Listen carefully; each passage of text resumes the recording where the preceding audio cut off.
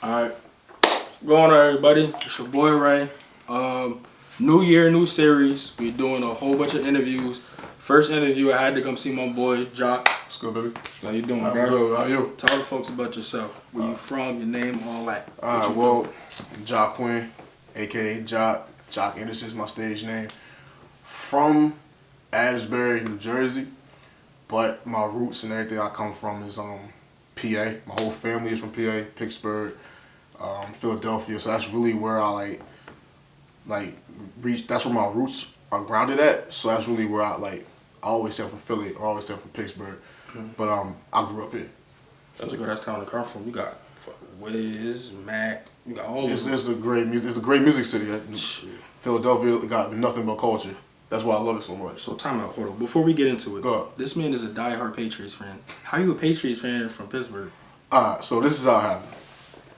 I was maybe like 6, 7. My dad's a diehard Steelers fan. So it was the Patriots were playing the Steelers. And my dad was like, yo, sit down and watch the game with me. So I sat down and watched the game with him. That particular game, the Patriots blew them out. They destroyed them. So, in retrospect, I said, I like the team that wins, more like the team that loses. I feel you. So from that point on, from 2000 on, I've been a Patriots fan. That's really how it happened. Who would it? Oh, what year was that? What, 2000? That was 2000? Yeah, bro. You think I became a fan of 2014 or something? No. I know what game that was. Yeah, I was a fan since 2000, bro. I watched every Super Bowl. I didn't miss one. That's what's up. I'm a Giants fan, so we always going at it and shit, man. It's all love. They gave us 2 chips. It's whatever. Gave y'all 2 chips? Y'all kind of stole them. Oh, boy. All right. So let's just hop straight into it. Let's do it. First off, how you get into music? That's a tricky question. Because honestly, how it started was I always knew I was like musically inclined. Like when I was younger, my parents put me in in classes to learn how to play the violin. So that's like really how I started. Right. I started playing the violin. I played it for about 4 or 5 years. After that, it was, I got bored of it. I was like an athlete more so than anything else. I want to play basketball. I want to play football. Right. So I kind of put the violin and everything away. When I got into about 6th grade was when I first realized I wanted to sing. Now, I didn't really want to sing. I was actually trying to beat a friend for a part in the play. Okay. And it's not serious. I know a lot of people have this intro like that. Like they weren't trying to get into it, but they got into it. It just happened. Like it just happened. So like my boy, he always was talking stuff, and he was like, "I'm going for this part." And it's like I went to a Christian school, Shore Christian Academy, so they was they had like little Bible or whatever. So he was gonna be David, the lion's den or whatever, and I wanted that part, but I didn't have the vocal range to do the part. Sure. So the teacher ended up giving me a different part. Okay. And I sung it or whatever. Everybody liked it. It was like only like 2 seconds I was up there. And then from that point I was like, yeah, I want to do music. But it still wasn't like I wanted to sing. Like I just wanted to do music. So then I started playing like the saxophone and everything like that. And then that was like in like 7th grade. True. And then finally I went to Orlando Mount Carmel because I transferred. And they had a talent show or whatever. Okay. So I didn't even know. So they had like a winter thing, and then they had like a little spring concert. And the spring concert had a talent show at the end. So that whole school year, everybody's like, "Yo, shut up, you can't sing." I used to sing underneath my breath or whatever, and I was shy. And I feel you. niggas used to be like, "Yo, shut up," this, that, and third. And so finally, I found out the talent show, and I was like, "Yo, I'm gonna let everybody know I can sing. I'm gonna let everybody know that that I can do this. I'm gonna be a star. That I'm gonna be the greatest." In my mind, I wanted to have the greatest performance ever. So of course, I had to pick like the biggest artist at the time, this song to sing. I picked R. Kelly. I Believe I Can Fly. You feel me? It's kind of crazy, but chill. Like anyway, picked the R. I picked R. Kelly, bro. That was my man. So at the time, I know what he was doing. I didn't know what he was doing then, but at the time, he was the dude. So I remember like sitting right here in this living room up to like 2 in the morning with my mom, just practicing every word, every note, everything. And then finally get the stage. My mom buys me this olive green suit. I'm on stage looking clean. I sing the song, whatever, eyes closed the entire time. I didn't open my eyes not once. And I stood like a statue like this. And I sung it or whatever. And by the time I got to the last part of the song, all I heard was everybody clapping, going crazy. So from that point on, I was like, yo, I love this shit. You feel me? Like, I was like, I love being on stage, and then that's pretty much honestly what got me into music from that point on. Yeah, that's it. So I mean, that's how a lot of people get in. Like honestly, they don't know that they're they don't know they want to sing. They get up there on the stage, they go. Everybody like, oh, they start cheering for you, and now you got the validation. Once you get that validation at a young age, you going up. That's just That's the best thing. I wish I took it more serious at that age, because I definitely took it as serious as I take it now. But like that was like you said, once you get the validation, it's like the greatest feeling in the world, and now everybody knows. So like, but when now going to 8th grade, now I had to like follow it up with another great performance, and it's just like when you on stage and you can connect with people out there, and they're like mouthing back to you the words, and they're clapping for you and everything like that. It's just a different high, it's a different euphoria. It's like it's the greatest feeling in the world. Like to be on stage, performing, swaying, all that good stuff, and then boom, it's like I want this feeling forever. right. So you would say you're more of a performer. Would you say you were more of a performer or creator? I'm more of a creator because I always been like always creating music. I had to learn how to perform. Like I wasn't like a natural performer. Like I learned that after I joined Lake House Music Academy. Once I got there, I learned how to perform all variations of different songs. So there, it's funny because I remember my dad came home and he was like, oh, yo, I found this new dude named John or whatever.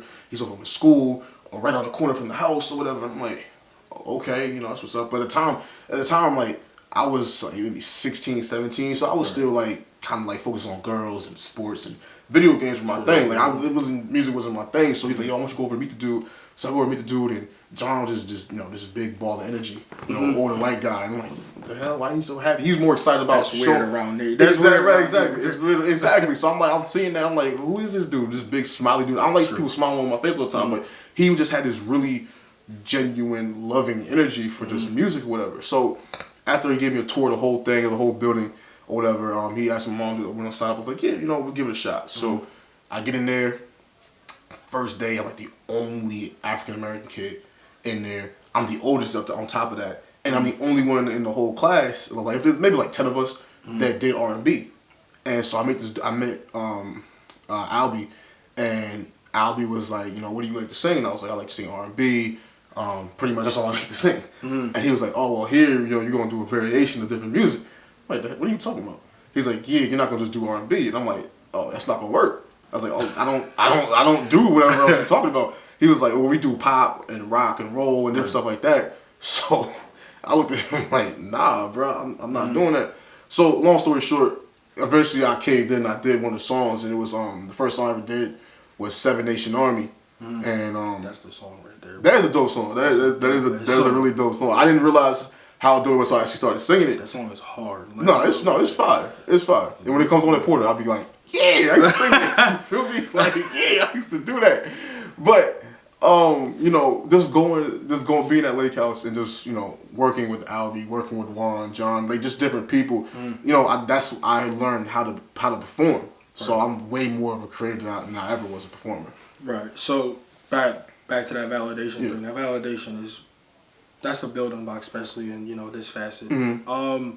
So back to them, really diversifying what you could do. How does that influence your music today and how you create?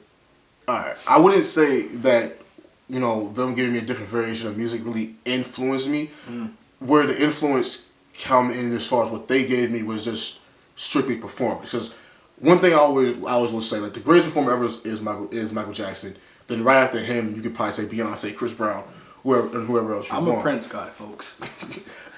Yeah, that's true. Prince definitely is up there. I forget about Prince. Yeah. And so, and I feel like rock stars always have like that greatness, that great like performance about them and everything like that. Where a lot of other R&B artists don't necessarily have it. Right. For me, what influenced me throughout like just the years of me just doing music, honestly, was just me listening to a lot of different people, like and just studying a lot of different people. I was never influenced by one specific artist. I was more influenced by a multitude of different artists that I had listened to over time. Right. So I mean, growing up, it was whatever my mom played in the car when she was driving me to school, around I listened to. So she listened to Luther Vandross. Those are the building blocks. Right, exactly. And then like Luther Vandross, Ruben Studdard, Teddy Pendergraft, Marvin Gaye, early Chris Brown, Usher. Those are my beginning influences. So those are like soul type. Exactly, and that's what I would credit the soul of my music to them. Now where my different, be able to get into different veins, I would say definitely be Party Next Door, Drake, Bryson Tiller, a little bit of maybe T-Pain. Cause I mean I like the original trap R&B he used to do. Right. There's different dudes like that. I mean, those are like definitely my heavy influencers, like now that I listen to. But I mean, I take everything and I put it on into one box, Right. and then that becomes me. So I mean, it's just a lot of different people influence me over the years. True. That's dope. That's one. Again, that's one of the big building blocks. When you're young in the car. I mean, same thing. Me, I'm a giant hip hop head because I grew up listening to straight KRS-One, Wu-Tang, and that's about it. Big Pac, all of it. That's it. So it took me a time to diversify. Be like, oh, I kind of like this music. But yeah, growing up, whatever music you're hearing, and a lot of artists say that what they grew up hearing is that's what comes out. Yeah, I unfortunately for me, I missed. When I was a kid, I missed all the hip hop, so I wasn't allowed to listen to hip hop as a kid. So like, I think my first hip hop album was like, I think Carter 3 maybe. I mean, I feel like that's healthy though, because when we were coming up, there was a lot of garbage hip hop. There was like little pocket. I wouldn't say it was garbage. I mean, not garbage. You still had Jay, you still had 50, you still had M. Like, I feel like to me, like the earlier 2000s hip hop is way better than what we're getting right now. I mean, you can debate it any way you want. But everybody that does hip hop all sound the same. I don't know where the whole singing thing comes from. Everybody's singing rap nowadays. I don't know what that is anymore. Like, it's like no one just gets on the track and just spits. They just they sing, like they sing rap. It's like singing hippity hop rap type thing. I don't know that it's working for them. They're making millions. I feel like it's the evolution of it. Like a person probably you don't rock with, which I probably shouldn't rock with because of my roots. Thug. No, we had this conversation. I don't like that. I forgot Thug. Yeah, Thug is my guy, but I can see how that pocket. So I always thought about this. Like singers, like pure singers. I always find that they don't really mess with that type of hip hop. Is it because of a more so they're seeping into the lane, or is it that it's just not pure and your ear is different from different from a person, regular person's ear? Well, no, for me, you got to understand. Not just Thug. I'm talking about. No, I'm just saying. You say this, everybody. The whole pocket. I mean, I like Baby. I mean, I like some of Thug stuff. Some of the things he be on. But you have to understand when you grow up on just like soulful R&B, it's not just the simple fact that the person is singing. It's what he's saying. True. So when I listen to Luther Vandross and I hear him say, "Don't you remember? You told me you'll be coming back, baby," off his song Superstar. That makes me think like, hang on, like I remember a girl who said she would come back to the crib or whatever. You feel me? That makes me think like, or you listen to the song "Whole Town's Laughing at You" because you walking around with a little hoe, whatever, right. And everybody know but you, or what's going on. Like, it's what they saying. It's the message within the music. And I feel like nowadays, a lot of different artists, there's no message. It's just they just saying whatever they saying, and then we just rocking with it. Yeah, I feel like a lot of that stuff covers the true gems, like the Dreamvilles of the world, the TDEs of the world, like those pockets. I feel like a lot of the Big BS covers. Completely. I feel like the same way about the 2000s, because in the 2000s, all that commercial stuff, it was terrible. Oh no, it was. Terrible. It was. But you had the hidden gems like the 50s, the J's. It's a fact. I feel like the Kanye, I feel like R&B is the lost genre of the decade. Like we have forgotten about it because now it's so common that everybody sings on their tracks now. Right. And it really started in 2010. And R&B started dying in like 08, 09. But in 2010 is when the transition started, when you really started hearing like Drake really start singing on tracks, and he made it popular for rappers to make R&B-esque songs. Now you don't need an R&B artist anymore to do that, because now you can get a guy that can kind of sing a little bit, put a little auto-tune behind him, and he can get a hit off that. So would you attribute that to Drake, or would you attribute that to the music industry trying to emulate Drake? Because I feel like Drake is that R&B artist that goes in the songs, but the music industry they're trying to shy away from that. Because I feel like R&B right now, R&B is in a great space. Because a lot of the artists are indie. That's why. That's true. Because you got Bryson, you got Party. I'm drawing a blank right now. Sir off of TD. Yeah, there you go. Sir's amazing. Yeah, no, definitely.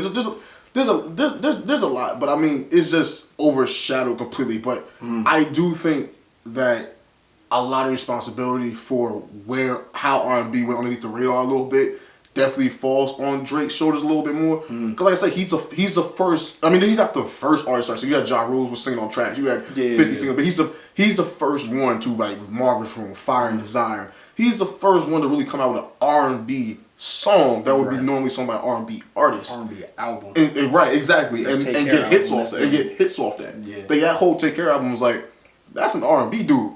You know what I'm saying? That's some R&B dude shit did that. Now they couldn't. They definitely wouldn't have killed it like the way he did it. But at the same token, that was a whole R&B album. And once that happened, and once that blueprint got laid, everybody went with it.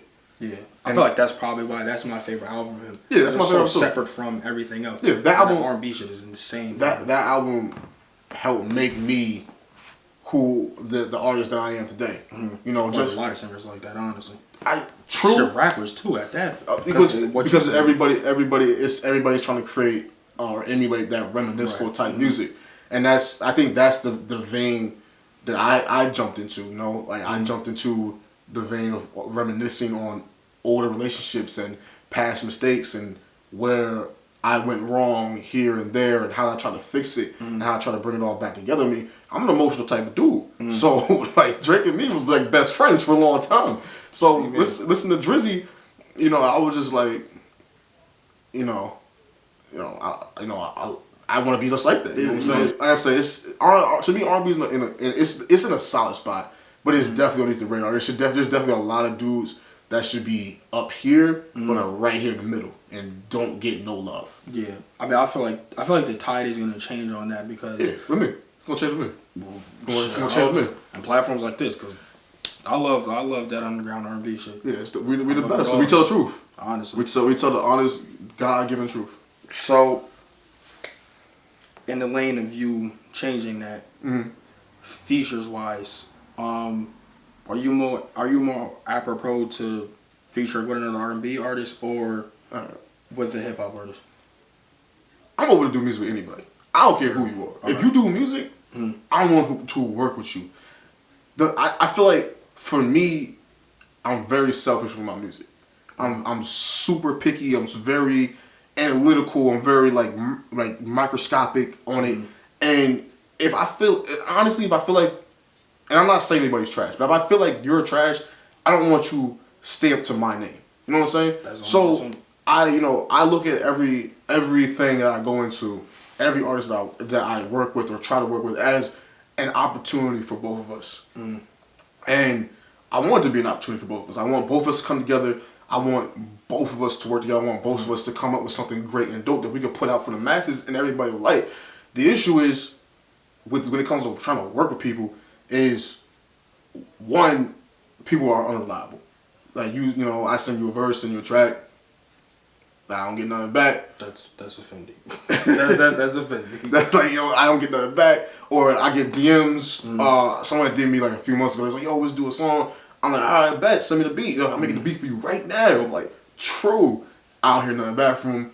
I don't know why. I think it had something to do with their girl. I knew their girl, but whatever.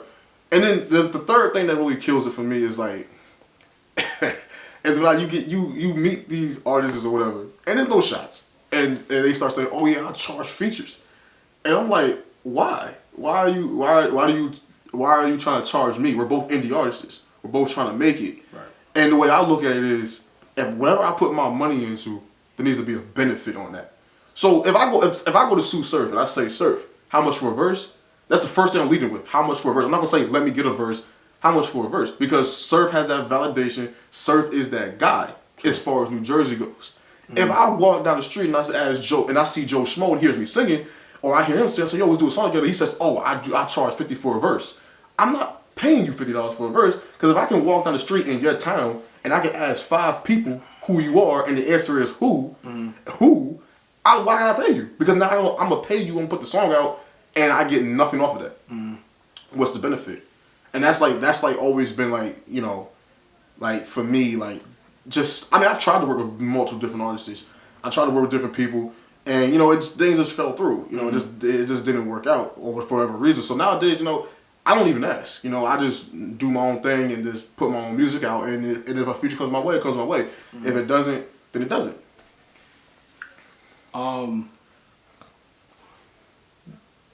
Do you think that mind state where of charging for a verse at this stage, where everybody around here is grown? Mm-hmm. This is a grassroots town. Mm-hmm. You know, this is a town where I feel a lot of talent's going to come out of in a few years. Yeah, for sure. This Neptune, Asbury area. Mm-hmm. There's still a unity problem though. There's always going to be a unity problem. Huge unity problem. Do you think that type of mindset?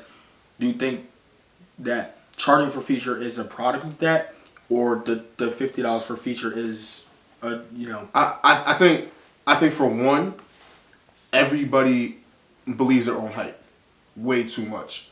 And I'm not telling nobody not to know your worth, or not to know, or not to feel like you deserve to get paid for what you do. Because if you do it, then you should get paid for it. But there's a time and there's also a place for that. Mm-hmm. If we're both on the same level and we're both right here, what argument can you give me as to why you're worth me buying? Bro, that's what I'm pretty much doing. I'm buying your services. And if I'm buying your services within my state, I feel like I should be getting something back from that. And if I'm not, then I don't want to do it. As far as unity goes in this area, I feel like everybody's like a crab in a barrel right now. There's no real support for anybody. I try to support everybody. You know, 8 Days dropped his EP, which is dope, by the way. I posted that. Drew Recluse from Black Suburbia, another really dope artist that's from this area, from Freehold actually. I posted his music. Submit a link on it. Huh? Submit a link. I got you. Skills, my boy Skills from John Mayer from Longbridge. You know, me and him linked up. We did a couple of songs together. I posted his music, but you know what I'm saying. I always try to show like support for everybody. And I listen to everybody. Just because I'm gonna post you, don't mean if someone posts your song or whatever, I'm gonna go give you a play, because I know how it feels to put something out there and not get a play back. I don't feel like everybody does that. I feel like there's a lot of crabs in the barrels. Everybody's trying to get to that same spot, that same spot that you want to be in, but no one really knows how to get there. So every time you see somebody else doing something beautiful, you try to take away from it. And I think that's where a lot of us are at right now, where it's just like, there's a lot of dope people, there's a lot of dope musicians, but it's all like this straight friction. Not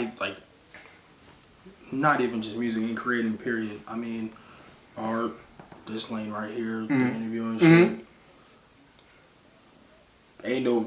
It's hard working with niggas, bro. It's super hard. It's super hard because nobody wants to work with anybody at all, and nobody wants to see you go before they go. And I want to see everybody. Listen. If I go 5th, I'm gonna be happy, because I'm doing what I love to do. I don't care about being first, second, or last. I want to see everybody flourish. I want to see everybody eat. True. I feel like the reason why we as Central Jersey, because everybody like we a whole other country, gets so forgotten is because nobody works together. If you go to North Jersey, artists work together. That's a fact. Artists do post each other. They link up together. They do features together. They work. They got a plug at a radio station. They plugging you up. This and the third. You go to New York City, Philadelphia, all these different places. Artists work together. There's a whole movement going on in Brooklyn right now, and we're all inspiring new rappers, and they all work together with each other. Nobody does that at all. It's every man for himself. Everybody got their flag playing here, here, and here, and everybody want to do it. And the only way they're gonna work with you is if you got clout. That's it. So I mean, like, for somebody like me, what's the point when I can just do my own thing, slide in my own lane, and make my own name for my own self? I think, but I mean, I wish there was a whole lot more unity in this area. I wish there was, because like there's so many, dope artists that it's it's ridiculous. One of us gotta go. I hope one of us go. One of you are gonna go. Well, yeah, that's the thing. Like I said, everybody wants to be a rapper. Nobody wants to be their own thing anymore. Nobody stands out anymore. It's like the most frustrating thing when I say, "Oh yeah, I do music." Oh, you rap? No, I sing. I actually like really sing. Is that offensive? It's offensive to me because I don't. For one, I don't like being labeled as anything. Okay. I don't like being labeled as just a singer, because I'm not just a singer. I'm an artist. I write. I create, I put things together, I write my own music videos, I do all that different things, I come up with my own ideas. I'm an artist. I don't like just being put in a box like, oh yeah, you just sing, so that's the only thing you can do. No, I can, I'm not a rapper, but I can rap. You know what I'm saying? I can do a lot of various different things. Right. But it is offensive. Like when someone says, oh, you're a rapper, you just rap. No, I don't. I do a lot of different things. Yeah. So, we talked a lot about, surrounding, the grassroots, how you started and everything. So, got a project coming out in February. Yes, sir. Yes, sir. What are we talking about? First week, February? February 6th is the we're targeting right now. Right. Okay. On that, you got any information on it? I'm saying, like, title. Let's start with the title. I got everything. For one, the project that's coming out is my side of things, and pretty much what I didn't intentionally do it, but I did it by accident, pretty much. And when I listen back to the songs, it's honestly the most important parts of my life, of my love life.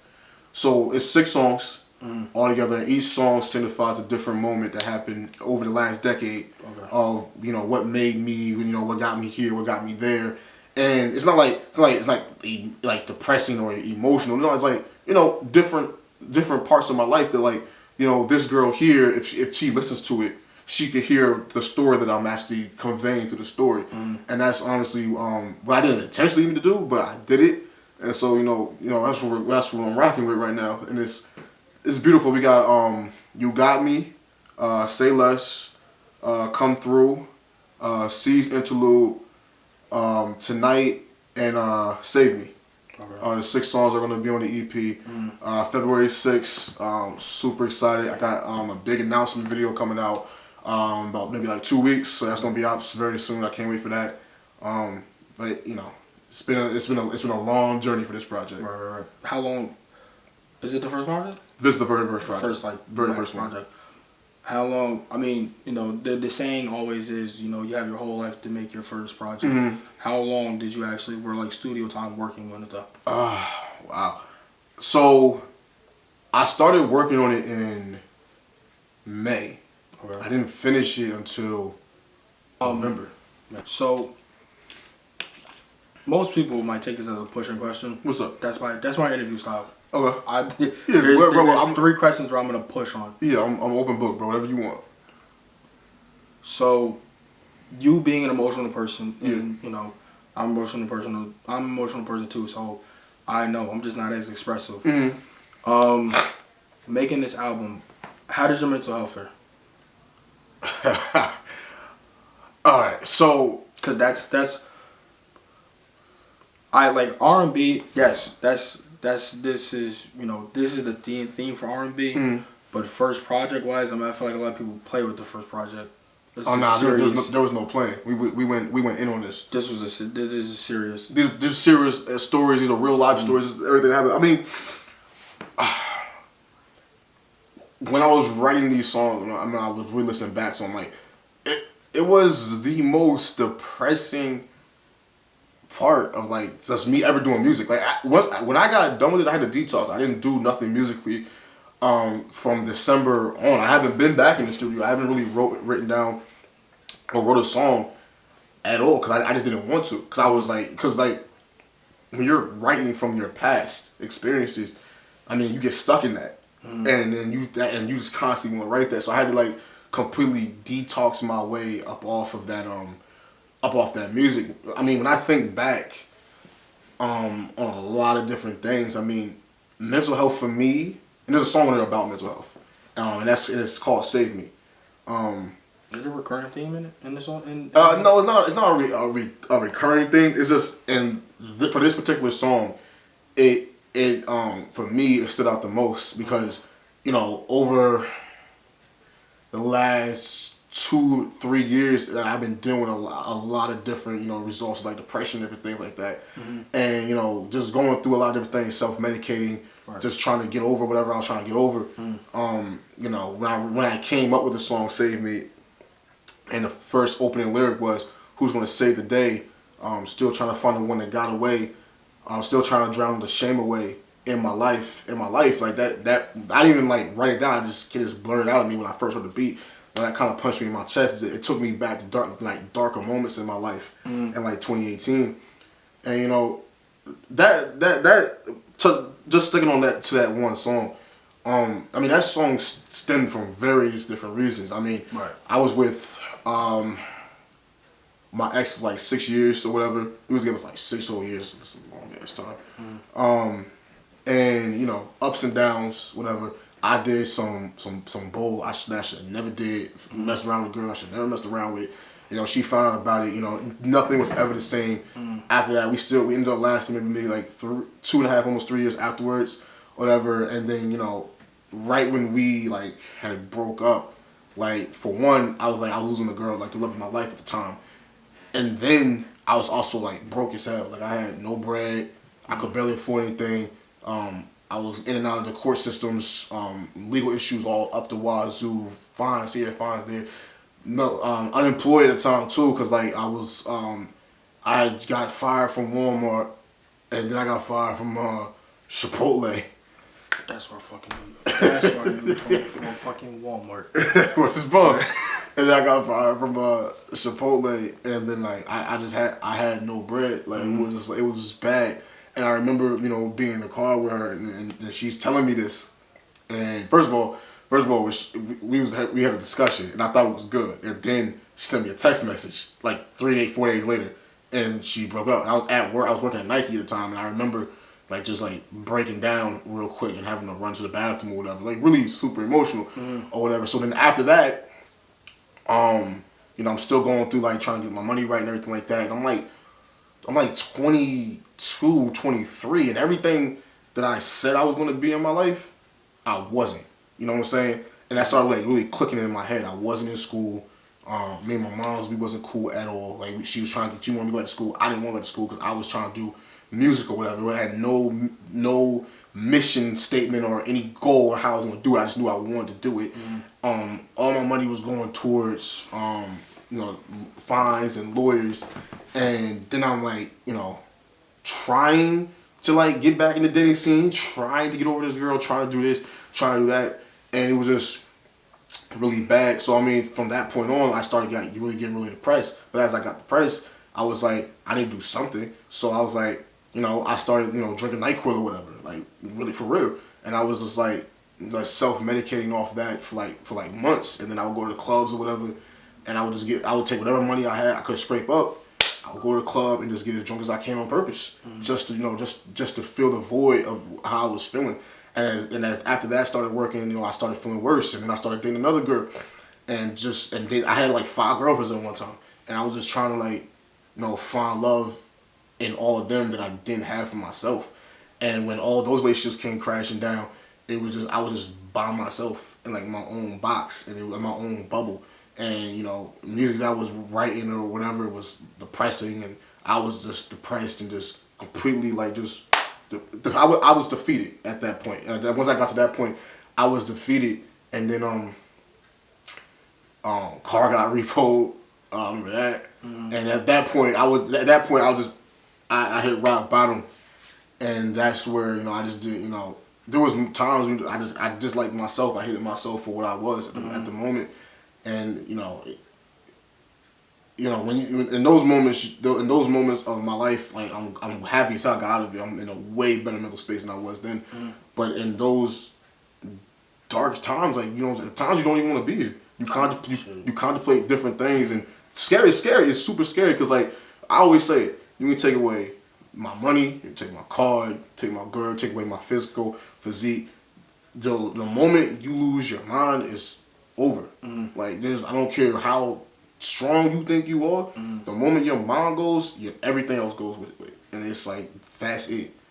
And and for a moment I really lost grip of who I was and what I was.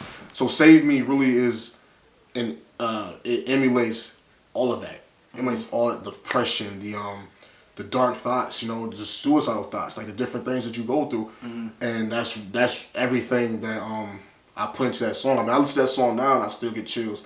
I get goosebumps just listening to it because I'm like, I was really hurt, and so like that's like the one song for me that stands out the most. It's honestly my favorite song because it's my most honest song of my entire career so far. Right. Based off that, it's a common thing. It's a common theme in our community. The men aren't shit movement. Which I mean, it's justified. Niggas do not shit. Yeah, Niggas do not we shit. do. Would you say that's more of a product of selfishness, or is that like a mental thing? I wouldn't call it mental illness. I wouldn't go as far as saying call it mental illness because I know some people would. I've heard some people go. I wouldn't go far. So the mentality that men aren't shit is that just the things that men do to get to that men aren't shit status. I don't think it's mental. I just think it is. We are who we are. Right. I mean, I can't speak on everybody. I can only speak on me. When I was with my ex of 6 years, which is one of my biggest regrets on the planet. Like I wish I never like ruined that. I was a kid. You know what I'm saying? So we started dating. I was in high school. When I got out of high school, I got in college. I got around other females. So I was, I never seen these type of girls before. I mean, I saw white girls I liked. I saw Spanish girls I liked. I was like whatever. And at that time, I was very impressionable, and I had my friends. Right. My boy was doing his thing down in Miami. I had my other boy. He's doing his thing up here, and I felt like in the moment I was missing out. And I think that's honestly what it is. Like you're just trying to keep up with your friends. I think you're just trying to like fall in love. It's hard for any dude because like it's like I can have just you, Right. or I can have all of you, and I think that's honestly what scared. I mean I messed up on that relationship, but I mean once I got with my other girl who my ex now or whatever, I never cheated on her. Like I never talked to I didn't talk to any other girls. I was just solely focused on her, and I posted her every day. Did things I never did before in my life. I don't know why. I guess I just loved her that much. I don't know, but I feel it's all about choices. You choose if you're gonna mess around with your girl, or you choose not to. Right. It takes a strong dude not to do it, and it also takes a dude that been through that already. Right. A lot of dudes ain't never been through that. They never had a main girl and a side girl. They say they did, but that's a tough life. I don't think. Listen, I don't have the patience enough for that shit. Bro, it's very. You gotta come up with different lies. You gotta come up with different stories, different locations. You gotta take this one to that place and this one to that place. It's a very strenuous lifestyle. So I mean, but when you do it, once you do it, and you get up out of it. Like all the stress off your shoulders, and you're like, I don't ever want to do this again. And that's how I feel. Like whatever girl I did, I will never cheat on you again. I will never cheat again. I don't want that. I don't want that energy on me. I just don't want it. Keep it over there. So I mean, I don't think it's mental. I think it's just choices. You choose if you want to cheat on your girl or not. You know when you got a good girl when you don't. If you don't think she's a good girl, then break up with her. If you do think she's a good girl, then treat her right. Right. I'm too old for that. I'm 25. I'm done. So we talked about the project. that song sounds like it's gonna be special. Like Yeah, I feel like it's definitely gonna be special. I mean, there's other special songs on it too. I mean, I can even go with Say Less, and Say Less is funny within itself because Say Less, I was working at the outlets. Funny enough, I was at I was working at Nike, and there was this girl that I had to meet this crush on for like forever, and. You know, I would always go see her after work on my breaks, my 15-minute break. I would see her. My 30-minute break, I would see her. We would talk. And it got to the point where we would, at one time, we was talking about sex and everything like that. But we would always talk about it, and it never happened. And I was like, yo, come on, man. So finally, we got up in the crib, we did what adults do. And I was writing that song, I was like, this is hilarious. This is really how it go. Like, now that we here, say less. You Biz Marquee like. Oh, what is chill, bro. Come on, God. Come on, man. This is on camera, bro. I can't. But I think like things like that. I think about Come Through. And Come Through to me is like one of the best songs on there because it's talking about a girl that I'm dealing with like right now who got a boyfriend who ain't whatever, and I'm telling her like, yo, like I'm your friend. But I want you, I want you, and you calling me up with all this, whatever you going through, and I'm like, yo, just come over here. Just come be with somebody that's really going to love you, that's really going to treat you right, that's really going to put you on a pedestal and treat you like the queen you deserve. I mean, and then even tonight, I don't know who that's about. That's about a lot of different females, but because tonight it's really a club atmosphere, and it's you just got off the phone with your girlfriend, your boyfriend, whatever, and you're in the club, and it's like, and the first songs come out with "Look in Our System," "Girl, I Feel Just Like You," "Looking for a Distraction," "Maybe That's Me and You," and you're just looking for somebody to like take your mind off all the bull crap that's going on in your relationship, that's going on in your world. And tonight, let's just catch a vibe and let's just get it. And then even people might not like this song, but I like it. But C's Interlude and C's Interlude. That song's like important for me, cause that song is about my most recent ex. Like literally I say her name on that song and everything, and it don't talk about why we ended. It pretty much talked about like my true feelings for her and how much I really love her. And I remember that when I played it for her, like she teared up or whatever, and she like, I love this song, blah blah, this and the third. The first line comes out with, "You make me feel like they was all mistakes, like all my past girls were just like I should never have been with them. I should have just been with you, And I'm like, screw all my exes, baby, you're the bestest. I cut off all my hoes, so you ain't gotta ask all those questions, baby. When I'm with you, girl, I'm flexing, and that song means so much to me. One, because I love her. And two, because like I said, we was talking about my mental health, like the only reason I was ever able to get out of that dark place was because she helped pull me out of that dark spot. Like if I didn't, I don't know where I'd be or what I'd be doing if had I not ran into her. So it was only right for me in my mind and my eyes to like let me pay tribute to you on this EP the best way I can. So I mean. That song's strictly just for her. If y'all don't like it, y'all don't like it. Whatever. I think it's a dope song. If you take out just the her name, you can play that for your girl, and like your girl will love it. But I mean, that's it's just my side of things is gonna be cool because like I said, you heard all the stories about me through their mouths. Now you get to hear the truth, my truth, my side of things come from me, and y'all take it for whatever y'all want to take it for. So it's like your open letter to the world. Oh yeah, man. I'm an open book. Like, yo, the greatest music is honest music.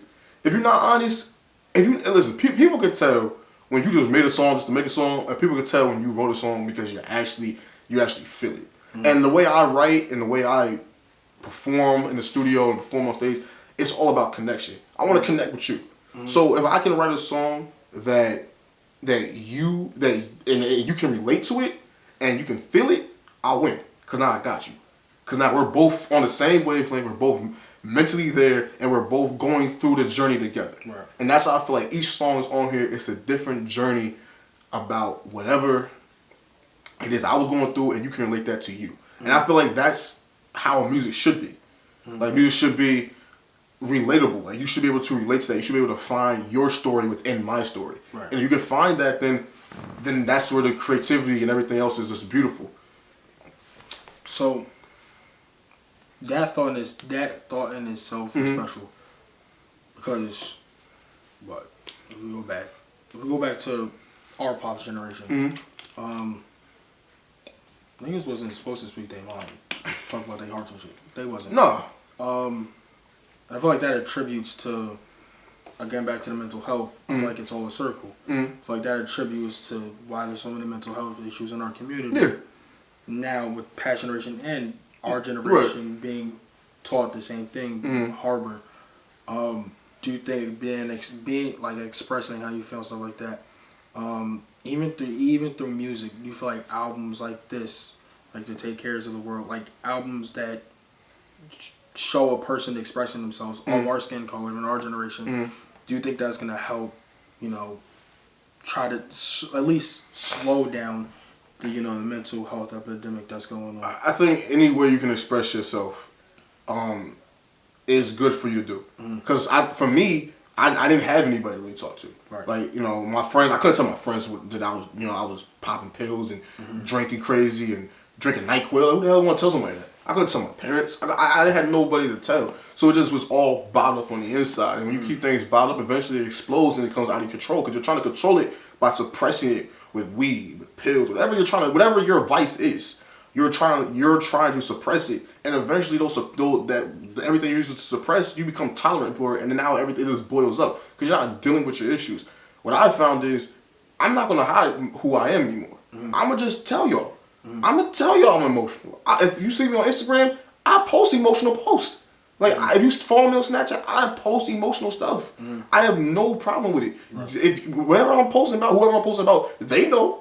Y'all don't know. Y'all just think I'm crying. But the person I'm posting about, they know what I'm talking about. And I'm expressing myself whichever way I can. And I don't care who feels away about it, who doesn't like it, doesn't matter. I'm going to always give my side of the story or my feelings on it. I think every artist and every human being should find a way to express yourself. That's the healthiest way. If you can't express yourself, you will never deal with your trauma. And I don't think that anybody should want to feel that way. Anybody should. I mean, like I said, your mental health is scary, bro, and nobody wants to talk about it because you gotta think. We was taught, deal with your problems whichever way you can, and no one ever told us to express who you are, express your feelings, self-expression. All that self-expression, all this mental health awareness came later on. But when we was kids, we didn't have nobody. Wherever we was going through, whatever our trauma was, we kept our mouth shut. If mom gave you a spanking and that hurt. What did mom always say? You tell anybody, I'm gonna mess you up again. And you just learn to keep everything quiet and keep your mouth shut. So when you have that mentality to just be quiet and not say anything and just walk around, especially for men, it's like, yo, don't cry, don't show emotion. You're a man. Just look tough all the time, bro. You know how hard it is to look tough all the time. Like, do you know how hard it is to look tough, bro? I used to walk around. Bro, listen. I used to walk around with my chest poking out my shirt. Like you. I remember first met you. That was very aggressive. Exactly what I'm saying. Because I wanted to be assertive. I want you to know that I was a man. You feel what I'm saying? I don't care about none of that no more. Like, you feel me? You disrespect me, then we gonna handle it that way. But I'm gonna walk in. When I walk to the barbershop, I dab every barber up in the middle of their haircuts. Like, what's good, bro? How you? Everything good with you? Everything good? Like, cause that's how you should be. But when you're a kid growing up, you're taught to just be tough. And to be physical and have all this bravado and all this energy. And I'm like, and I ain't with that no more. Because that's a very tiring way of living. When you get home, you get in your room, and you got to decompress after all that, it's like, all right, cool, I can just be myself now. I got walk into your room. What's up? Like what you mean? Like, all right, so I had to go talk. Looking forward to the album. Definitely. The project. Anything else in the pipeline, or are you keeping it quiet for right now? I mean, y'all gonna see what's coming out soon. So after my side of things, we're definitely going. It's in the works, in the talks. We're definitely coming out with another EP. Right. I already have the name for it, anything like that. It's called the Rolling 20s. So I mean, it's called the Rolling 20s. It's gonna play off of the new decade. And it's not no reflection, nothing at all like that. Nothing. It's going to be completely different feeling than what my side of things is going to be. I'm gonna give y'all my side of things, and I'm gonna give y'all the emotional tip, and I'm gonna give y'all something y'all can bump with. And then and then all those songs, 6 songs on this one, 8 songs on Rolling 20, and y'all can mash it together, and y'all can do whatever y'all want with that at that point. But look out for my side of things, February 6th, New Life, May 11th, Rolling 20. So I ain't got a date for it just yet, but y'all will know. Y'all will see. Pay attention to my Instagram at that guy Job. Follow my PSA page too. I definitely gotta get back on my PSAs. And follow my personal page. I am _Job. Let's get lit. This has been real. We had a great conversation. Definitely did. Check my boy's EP out when it comes out. Please run it up. My side of things, please. It'll be on Apple Music. It will be on Spotify. It will be on Tidal. It will be anywhere that you listen to music other than SoundCloud. I don't rap with SoundCloud, but it will definitely be on all platforms. You don't gotta buy it. Just download it. Put it on there. Bump it. Post it. Whatever you want to do, just do it. Please support every artist from this area. But support me a little bit more, please. I love y'all, but I love everybody else. But support me just a little bit more. Everybody's stuff, all right? Just go stream everybody's stuff. It's free, man. We put too much time and effort into this, man. Mm-hmm. Way too much effort. Way too much. You know how much I put into this project? Like $3,500. 3,500. Oh. 3,500 all together just for the project itself. Like 3,500, bro. I went. Yo. I hope that 3,500 work out better than 3,500 I put into the summer project. That part. I wasn't gonna say all that, but I went 35. It was close to that. Yeah, man. Listen, bro. Like when you try to make it out here in this world, money ain't a thing. You spend it whatever you can. That's first episode of The Profile. My boy Jock. Here we go. Appreciate you, my God, for having me. Of course. Thank you. We out. Yeah.